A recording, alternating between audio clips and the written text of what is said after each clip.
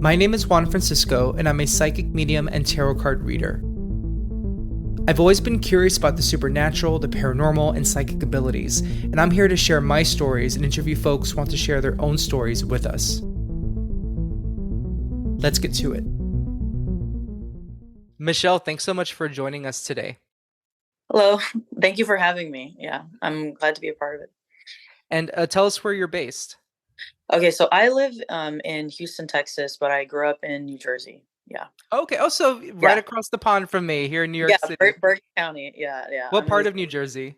So Rushville Park, Bergen County. So it's like Okay. 20 minutes away from Manhattan. So I was lucky enough to kind of live in between both states. Yeah. Cool. And I don't know if you knew, but I was born in Houston, Texas originally. What? But I yeah. know Fernie. He was from Yes, here. we both know Fernie. Yeah, I think I grew up, it's a long time ago. We moved when I was 3, but in Katy, I think that's where I grew up there. But, um, but I'm excited to talk with you today because I'm starting a new series of interviews focused on near-death experiences, and you reached out to me when I put the inquiry out there on Instagram, and so I'm looking forward to hearing your story, and I know people are looking forward to listening to it as well.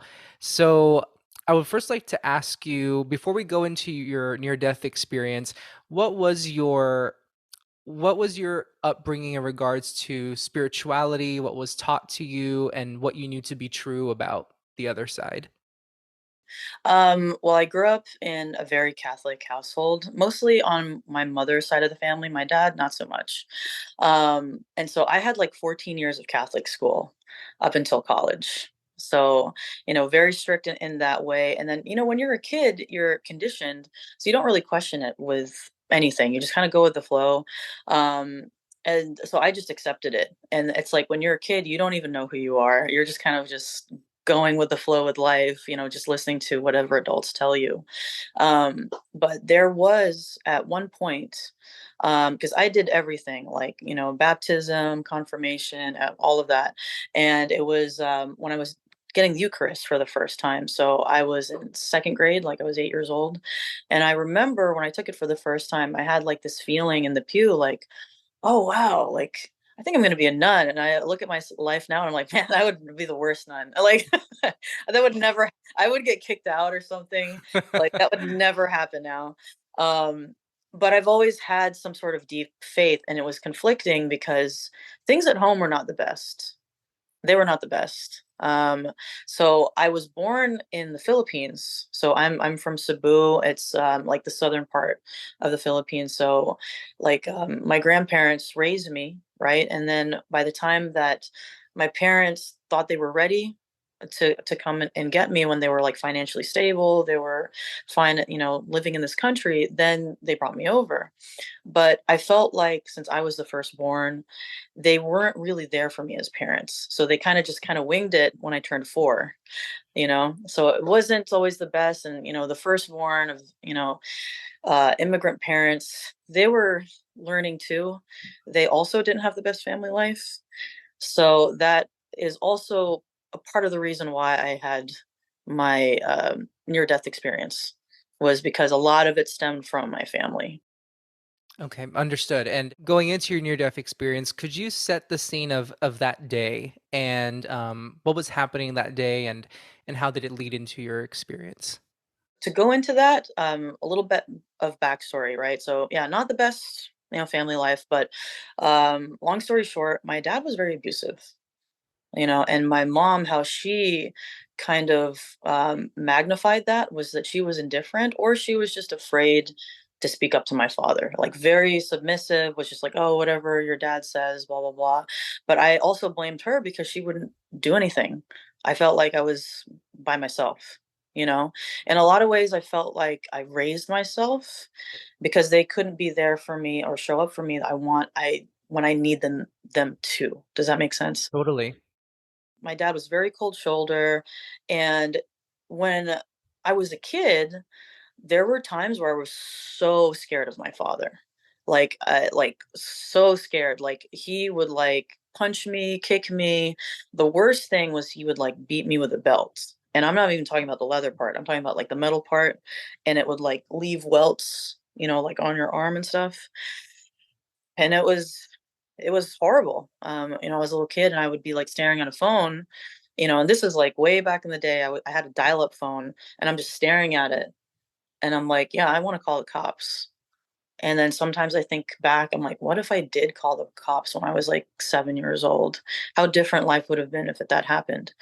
Um, and so it continued to be that he just was very, very strict. His father was did the same thing. My mother was also neglected from my grandparents. So they had their own issues and they were trying to keep along that generational trauma. Me being aware of it, I wanted to get away from it. When in my parents' household, it was in the Philippines, but when I step outside, it's New Jersey and the rest of America. So I tried to hold on to what I could control and be more aware so that I wouldn't end up like that. But it was very hard growing up. So that's some backstory to that. So what led to this day, um, this was end of November of 2004. And so my birthday is December 2nd. So it was just a few days before my birthday. And I was just feeling really down. And I remember I had a very, very big fight with my ex. And I thought we would like never speak to each other again, having a horrible time at school. And then my dad was just crazy strict. Like he never was encouraging. It was always like I could never live up to a standard you know like if I didn't have good grades, if I didn't even finish my homework on time, it was that kind of nuts. Like if I didn't close the door, if I didn't turn off the lights in the room, he was just go crazy. And I remember I was writing an essay and it was past 10 o'clock. So he got so mad, like he took these are like some old computers, right? Like this was like a Sony Vaio from like 1997 or something, where you have this like giant wire plugged into the screen. Well, he took it away and like beat me with it. Like it was horrible, and a belt too, I think, because I remember seeing welts and there was welts from another day, but I know he beat me with that. And it was so bad, like I actually went to a neighbor's house because I was like scared for my life. And so the neighbors like ended up calling the cops. It was just like this big thing. And then I ended up calling my ex and I was like, I don't think I could do this anymore. I think I'm going to kill myself. This is after just people fought. So everything was just like an explosion of everything falling apart. So then she came to my house and she picked me up and she parked like across the street from my house. And basically she said, she's like, Michelle, you have like so much to live for. It's like you're crazy smart. You can leave once, you get your life together, graduate high school, go to college or whatever, and you can do whatever you want with your life. Don't kill yourself. So she reassured me during that time. I was like, okay, I don't exactly 100% believe what you're saying right now, but it was enough to keep me alive in that moment. And so after she left, then we made up, and I was really thinking about what she said. To calm myself down, I would always listen to music. So I just put on my CD Walkman. I would listen to like some burned CDs that I had back in the day, and just to calm myself down, I listened to that. I was crying though the entire time, and I had a notebook. The notebook, for a very long time, I was angry with God. I was angry, like, why is this happening? And then for a little bit, I was even an atheist. Like, I was so, oh man, I was such a bad kid during that time because I was so angry with life that one time I smoked a cigarette in a confessional at school because I went to a Catholic school. So I like left class, lit up a cigarette in the confessional, and was just like, whatever, you know what I That's mean? a mood. And it was a mood. It was a crazy rebellious emo time. And somehow they found out about it. I guess someone saw me, and because I didn't see any teachers following me or they smelled it. I have no idea. And then I got called to the principal's office and they're like, Michelle, what are you doing here? Like you're a straight A student, like I've never been like in crazy trouble before.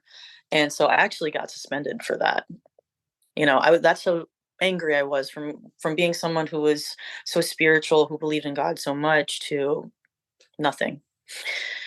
Uh, and then when I was listening to music, right, I had the notebook and I was like, you know what? I think I'm going to pray for the first time in who knows how long. And so I did a prayer of the heart. For people who who don't know that, prayer of the heart means that it's not like a formal prayer. You just talk to God like a normal person. And so I was just talking to God, asking why I wanted the pain to go away. And then also in that moment, I just felt like this emptiness that I've never felt before, like complete apathy. Like I felt like my soul was leaving my body. Never felt that type of sadness in my life. It was pretty scary actually. And so then I wrote a cross and I drew it and like I made a cross and then I like went over it over and over again to kind of like make it bold. And then I put like streaks around it to kind of make it look like it was like streaks of light coming from the cross. And I still have the notebook. It's actually in here. Wow. Yeah, I still have the notebook, so it's in my closet. And I brought it over from New Jersey. And I just kind of just put it out there. I'm like, I don't know what to do, what to feel, what to think. And then I also started thinking a lot of crazy things. I think I started thinking of different ways to do it. So to kill myself, I was like, okay, well, maybe I can slit my wrists, maybe I can hang myself, or I could drink bleach. And then I started thinking about it. I'm like, man, drinking bleach would be really painful. I'm not going to do that. And then I was like, okay, well, maybe I'm going to hang myself. And I'm like, my room was in the basement. So I was like, there's nothing to hang from. So that's not going to work. And so I was like, okay, I guess I'm going to slit my wrists and do it in my room and, do it the way that you're supposed to. Um, and I thought about it and I was like, no, I'm not going to do that. And I was like, I really don't know what to do. I was just in, a mess. And then somehow I had this urge to just want to talk to my father, even though this was a giant mess of what was happening. And so I went upstairs and he didn't open the door, but I like yelled for him and I was like, I'm like, I don't know what's happening between us, but you're still my father. Like I don't want to hate you. Um, Give me a second. All good. Yeah, I don't want to hate you. Um, but you're still my father. And uh I said, I forgive you. I was like, what? I was like, what? Where did that come from? I forgive you. That was hard to say. I didn't even think I was going to say it, but in that moment, I said it. And then I came back down the stairs and prayed some more, listened to some more music, reflected on the cross that I drew. After, reflecting on what happened, whew, then I, finally went to sleep. I don't know what time. I think it was probably late because I was just, trying to just decompress from anything that happened, right? And so I fell asleep. And so just to kind of paint a picture where my bed was in the basement, it was facing the wall, like on the right side of the room. So I always sleep on my side. I sleep on my left side. So this is the part where it's going to get very out there. And so this is when it goes more into that supernatural realm.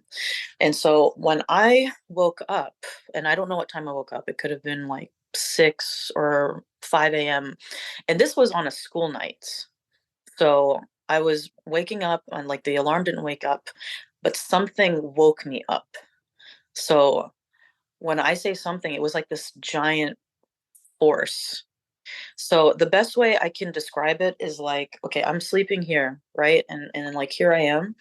And I felt it literally felt like a hand was underneath me and woke me up like this. Like I was forced into this degree angle, like Hmm. forced awake. And it was just it took over my whole body.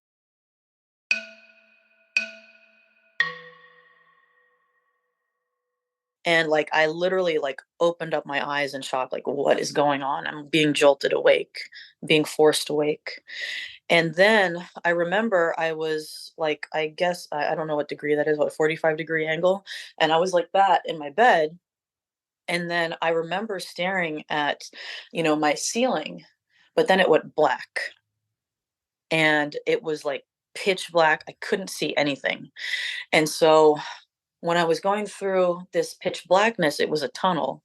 So I knew I was going really fast, but then it was strange because I felt this force come underneath me and it felt like this giant hand, right? But then I felt something else. Like it was like this swirling motion going really, really, really, really fast through my body.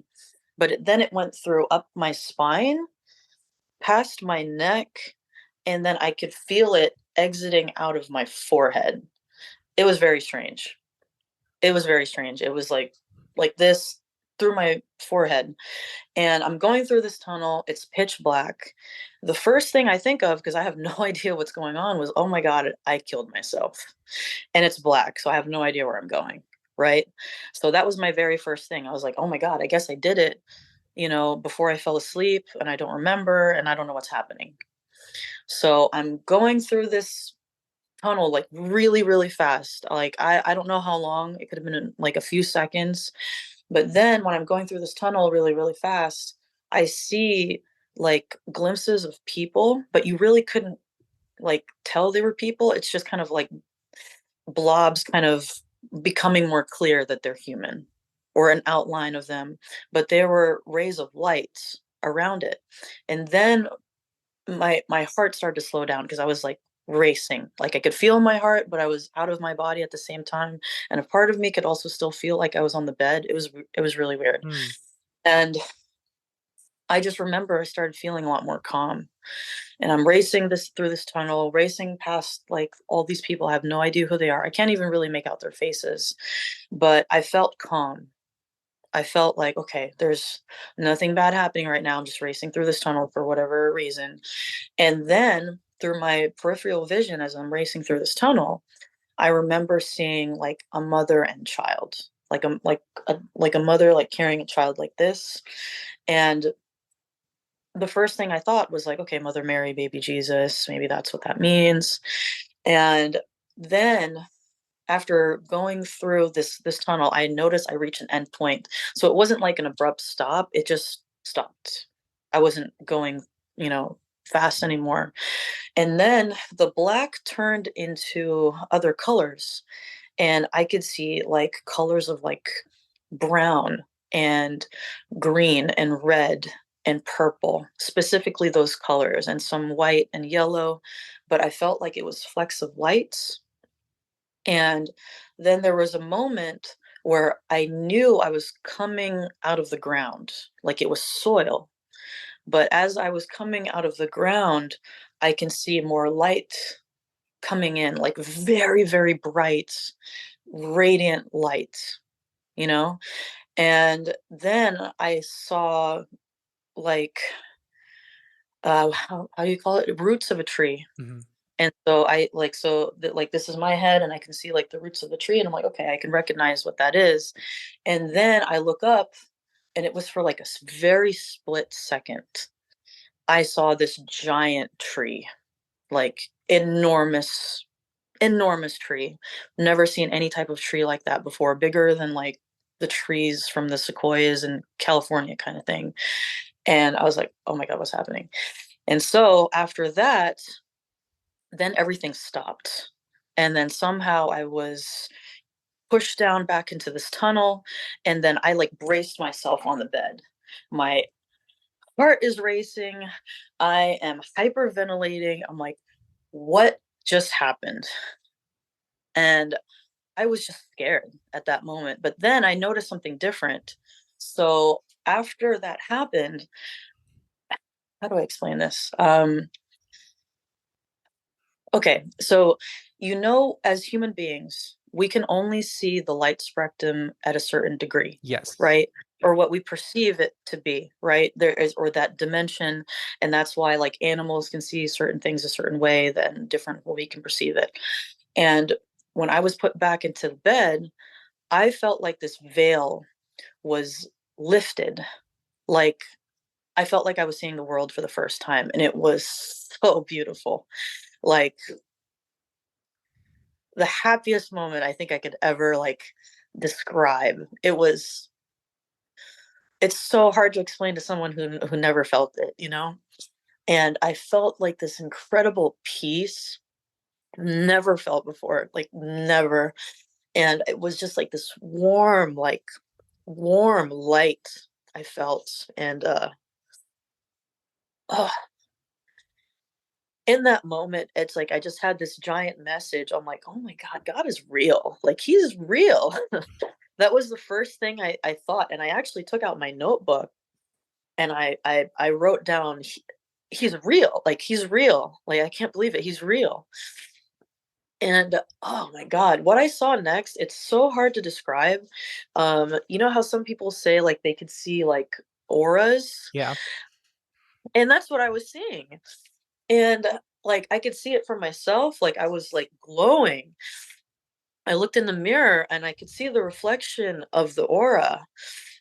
And I was just like bright, like I was emanating this light. Like I can't explain it. And then I looked outside through the window. There's like a small window that is like level to the ground from the room in my basement. So I like ran up the stairs.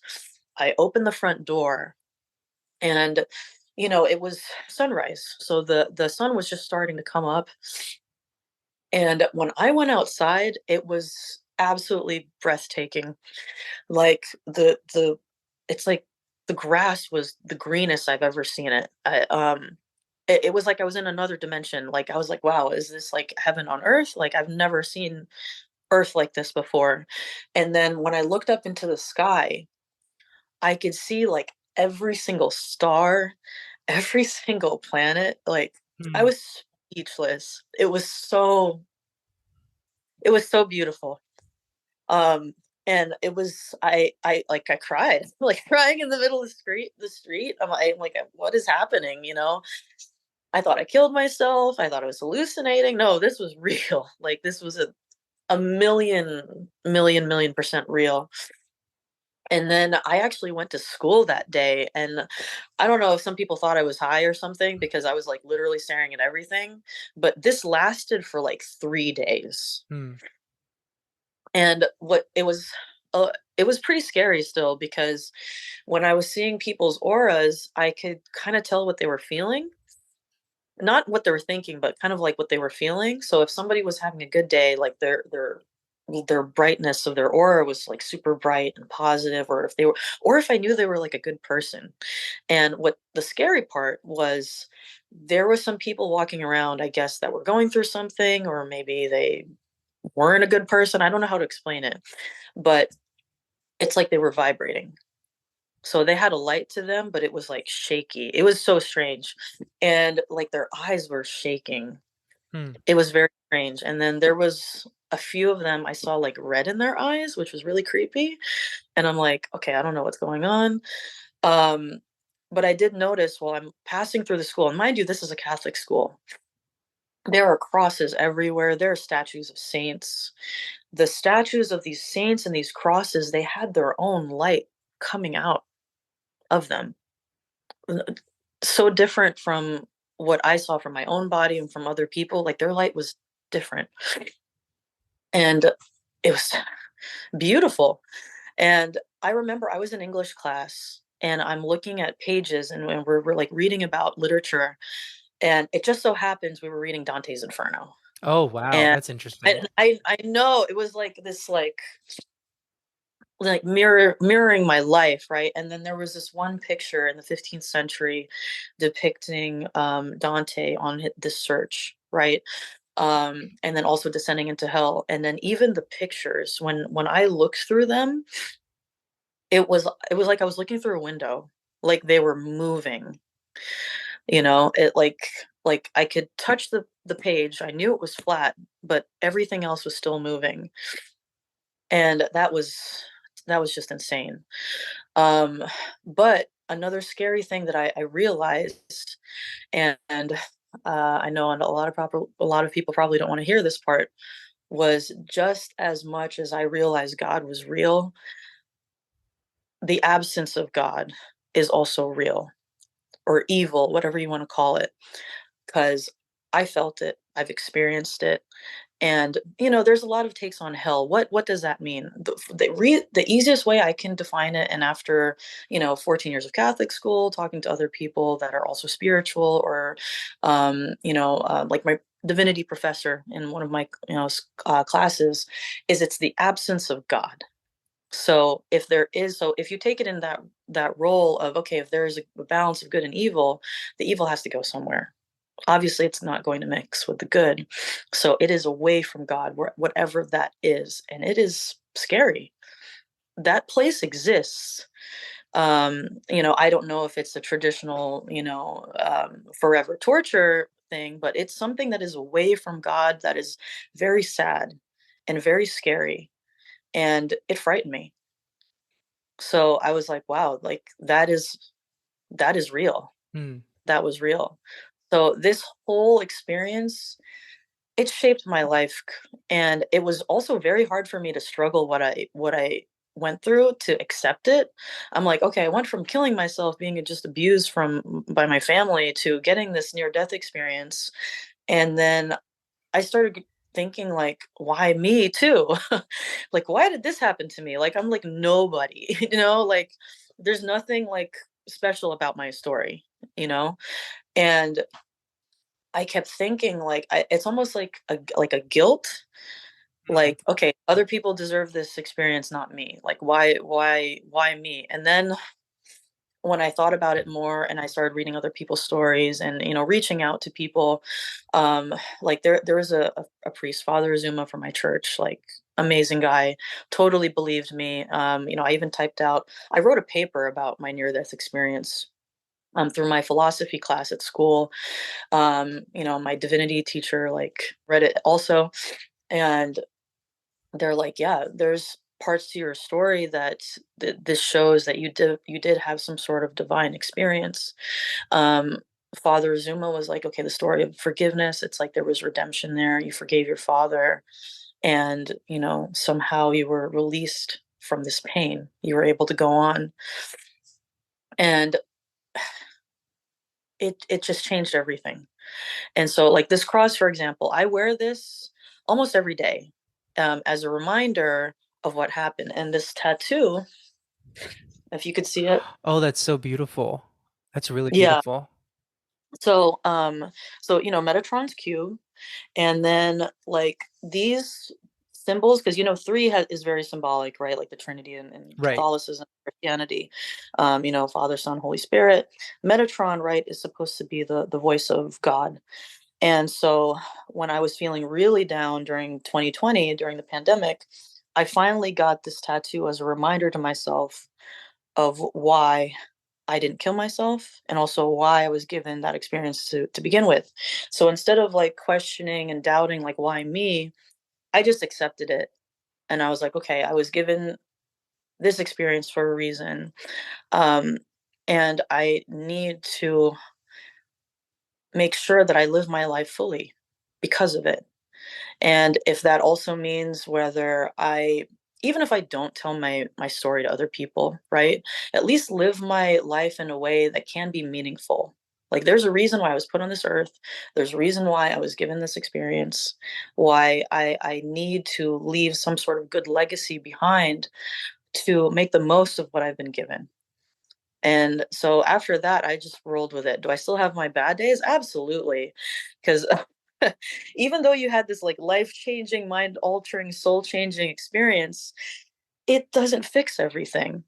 And so a silver lining to part of the story is that my father and I, we did get better, but we still have our issues. Even now, I still have some issues with my dad, but we're a lot better than we were before.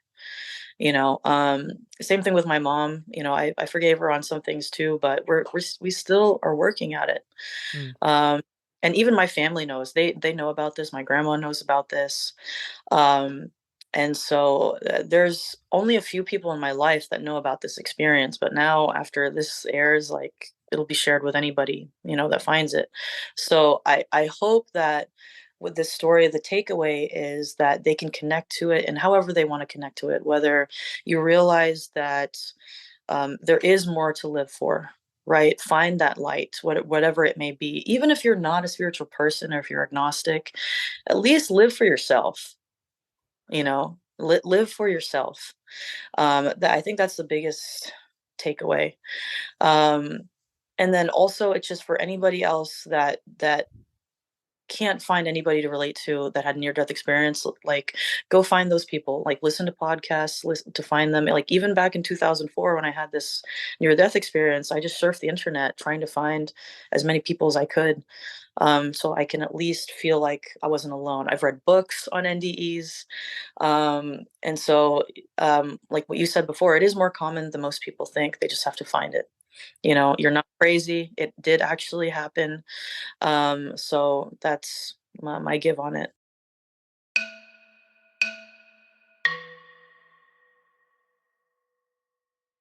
Thank you so much for sharing an incredible story and for being really honest, being very vulnerable with us. I would like to ask you, well, I actually want to clarify a part of your story. So the moment when you described that you had braced your bed, you had come back. At that point, was there or was there sunlight starting to creep into your room? Like when you saw your own auric colors, was this in complete darkness in your room, or was there some light peeking in? It was, well, one, I was like just freaking out, trying to make sense of Sure. what happened. So it was more of just like orienting myself because I was so disoriented. My heart is pounding, and I'm like, okay, I guess I'm alive. Like I'm back in my bed, right? And the first thing I noticed was like my arm, like there was a glow to it, and because my room is in the basement, so it's pretty dark. So there's, how do I describe it? It's like a C shape. So like I'm in one side of the C, or in like, then there's a hallway, and then in the middle there's like the Hmm. boiler, right? Like it's like masked by a closet. You go around the corner, there's a sink, and then there is a window that is level to the ground. So the sunlight is coming through there, and I saw the sunlight Right. come that way. When I saw light emanating from the window, that's when I realized like I have to go outside. I have to be Right. outside. And that's when I realized this is so different. And it was, it's like, it's the best way I could describe it so that people could understand. It's like what God intended the world to look like, I guess. It's so hard to say, but it's like I've never seen this earth so beautiful Mm, before. Like I didn't know I was in heaven, or maybe this is what Eden looked like when he first made creation. I have no idea, but I knew that it was so pure and so full of life. Oh, this is another big takeaway, and I wanted to make sure I said this too, because I think people need to know this because it's not talked enough. It's not talked about enough. That God, what another big takeaway was, I found out that God is love. Like he actually is love. He's this force, this source that is love itself. Like the whole only reason for living, the only thing that makes sense in this world is love. And what I hate is with religion and how they control it, to meet whatever's needs, right? Nothing new under the sun in mhm. history, right? But the biggest takeaway was that God is real and that he is love. It's he's literally in everything everywhere, and like when you're feeling down, you feel like God doesn't exist, or he's far away, or he's not listening. But he's literally everywhere. Like we're all a part of him, like he's the source, but he's just always been. Our minds can't wrap around it. We won't have all the answers. I probably won't even have all the answers until I, pass on to whatever's next in this life. Um, but that was the huge takeaway. And I wish more people could know that, because that love is Mm. God. However you feel it, that it's there, the love for yourself, the love for your family. It is very real, and God is actually love. And it Yeah. sounds like when you stepped outside, you were looking at the world through God's eyes and Yeah. seeing him in everything, Yes. seeing God Yeah. in everything. And when you were going through the tunnel and you saw the blurs of people, did you get a feeling of who those people might have been, or were they strangers to you? Honestly, I have no idea, because it's like a silhouette almost. It's like you can see that there's bodies there, there's faces, like I passed by them, but I don't know who they are, and I can't make out the faces. I can't tell if they're male or female. The only thing I could actually recognize was the mother and child, like holding. this child like this. And the first thing that came into my mind was like Mother Mary, Right. baby Jesus. You know? And that's it. Now, there's another part to this. So this whole experience of me feeling this way and seeing the world in this other dimension, this lasted for like 3 days. So like on my birthday, right? And then it was so strange because like I was just coming home and I was going down the stairs and I just remember just left. And then everything was like back to 3D, like everything was like back to normal. And I remember when I was having this experience, I was like, when is this going to end? Like, I wrote in my notebook, I'm like, is this forever? Or like, is this temporary? And so I was just kind of writing into it. But honestly, it was like the happiest 3 days of my life. I've never felt that type of peace and that love and that connection. Um, it was like pure joy, like absolutely ecstatic. I felt like I was in heaven already. Like there's no way to describe that level of joy and peace and love. Knowing that you're worthy. Oh Wow. my God, it was incredible, You were incredible. saying Yeah, before that you would ask yourself, why me? I'm nobody. And what came to mind for me, yeah, I don't know if this will resonate with you, but I feel like a lot of people ask themselves that question when something like this happens to them, or mm, when they discover their psychic abilities, like why me? I'm a nobody. But maybe that's yeah, precisely why, because someone feels like a nobody, the universe, source, God, whatever you want to call it, is showing you the opposite of that. You are somebody. Like why have it not be you to experience it? Some people, when they experience an NDE, near death experience like this, not all, but for some, there's sort of like a readjustment phase coming back from it. Did you experience that? absolutely. Because then I had to process what just happened to me there. It was so much going on within a period of 3 days. Well, technically four, if you count, the day that I almost killed myself. So literally in 4 days, there was a lot to process. you know and even at one point I almost like doubted the whole thing. I'm like, did I just hallucinate for 3 days? But no, it was very real. Wow. It was very real. um Nothing can compare to that experience. Nothing in the world. And the only thing I could think about was writing about it, going online, scaring for other people that had something like my experience. And I couldn't find the same exact experience. It was all different, but it was good to reach out and talk to those people. But then also in 2004, like we didn't have like social media apps. This was all on websites or on AIM or whatever. And it wasn't, there really wasn't that much out there. But now with the internet getting better and social media, okay, this was more Yeah. accessible to me. So I was like, okay, now I can connect more and find these other people that I've been wanting to find for years. And in your world, in your life around you, the social circles, your family, like offline, who was the first person you told this experience to? It was a few people. So the first one was my ex, and then some of my friends. But to be honest, I think the one who was more understanding was my grandma, because she's very spiritual and she's like the matriarch of my family. And this is the grandmother on my mom's side, because everyone that's close, it's on my mother's side. Like my dad does not talk to his side of the family at all. Like he has like virtually almost no ties to them. And then so she told me, she was like, you need to hold on to that experience. If you feel like, that happened to you, you need to hold on to it. I think a part of me also believes she might not really believe it, but she noticed a change in me. And so I think maybe for her it was hard to understand, but I think she did believe me.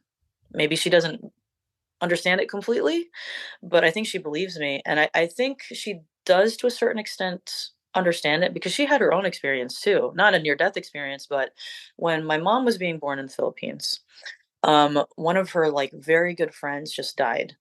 And while she was giving birth to my mom, she saw her friend in the room as if she was really there in the delivery room, and was like, you need to name her Jane. So she had an experience too, something of the supernatural. So I think she was trying to relate to me in that way. And in my side of the family, on my mother's side, there's some things too that people have experienced, but we don't have a psychic in our family, or at least not that I know of. We I don't know anybody else that had a near death experience. I know a few of my cousins have seen ghosts. You know, my grandfather has seen ghosts because he was in the military. He saw like his buddies that died in his kitchen kind of thing. Um, but other than that, there's no one else I know in my family that had something like this. And over the years since, I mean, 2004, I mean, oh my gosh, I can't believe I'm saying this, but it was like that's what, 18 years ago, 19 years ago? Yeah, 19 years Yeah. ago. A 19-year-old could be is living today, born in 2004, which is crazy. Anyways, back on topic. In the last 19 years, as you've culled through resources and ways of supporting yourself, whether it's something so like community, what has been the most helpful to you in terms of resources you found, things you've read, or communities you found? It's just to get started because a lot of people are like, "Well, I don't know how to get start," but the internet has gotten better. So, I mean, like that's how I found your page. I was following Fernie. Fernie did one of my readings back in 2020. So I accidentally came across you, and then just meeting people, and also I do wholeheartedly believe that there are signs from God, from the universe, that can lead you into sharing your story with other people. So I'll give you an example. So there was this girl that I met like 4 weeks ago, and this was doing my work break. Like I'm in insurance, so like we had 3 weeks off, and I was relaxing, enjoying my winter break, and then I met her at my friend's house. It just so happens me and her share the same birthday, but she's younger than me. She's 20, no, 22. She just turned 22, and she also almost killed herself. And like she had, like cuts and all this other things, and she said that when she decided not to kill herself, she saw a vision of a bee. And I don't know why. She doesn't understand why, but she said when she saw a vision of a bee, she decided not to do it. And then she got a tattoo of a bee as a reminder not to kill herself. And how crazy is that? I got a tattoo as a reminder not to kill myself. We have the same birthday. And she had a crazy experience. How insane is that? Mm. And so I do believe that there are signals, connections there to kind of bring you to complete the puzzle. So I'm a huge believer that there are things that are meant to happen. They're out of control, or God sets you up in these opportunities, but then it's up to you to move forward to make that connection. So you can be given this opportunity, right, or this blessing, or whatever you have, right, or the serendipitous thing, but you also have to act on it. And so for someone who's just trying to find that connection, just go search, type, even if it's NDEs, what are they, in Google, trying to just go down that rabbit hole, read as many books as you can, listen to as many podcasts that you can. There is an NDE support group. There's a ton of podcasts now, and that's the only way to get started. And don't be afraid, reach out to other people, because if anyone else is going to believe you, it's somebody else who also had another crazy experience. You will feel validated. You will find that community, even though it's scary to even say it. Even every time I say the story, I still feel like, man, I sound crazy, but it really happened. Thank you for sharing that advice with listeners. And the last question I want to ask you is for those listening who have a fear of death, have a fear of what happens after we physically die. How would you respond to people who say they feel that fear? That's a tough one because I've felt it. I think you really can't predict it. Like I can't tell you and be like, oh, you're gonna see the same thing I saw, because I don't know. Um, all I know to be true, and there's science behind this too. Energy is neither created nor destroyed. It was just always there, kind of like God, source. It's just always there. Our human minds can't predict or can't comprehend how something was just always there, but it just is, and we're a part of that. So when you pass on to whatever is afterwards, whether it's heaven, the next life, you're reincarnated, I have no idea. God can do whatever he wants, right? um, it just transfers over somewhere else. And that's all I know to be true, that wherever you go, hopefully it's someplace good. But I know it transfers just off to the next until infinity. I have no idea. But yeah, because like even with that near death experience, I don't have all the answers. So it's like I can only say what I felt in that moment. Maybe when I do die, I can finally have that conversation with God. So, what was that all about? So, Like, hey, buddy, so so tell me more. yeah, like suicidal girl from Jersey saved her life. You know what I mean? So I really, yeah, I don't know when it comes to that, but I just know that there is definitely something there. God is definitely real. He is love, and I wish people would just understand that.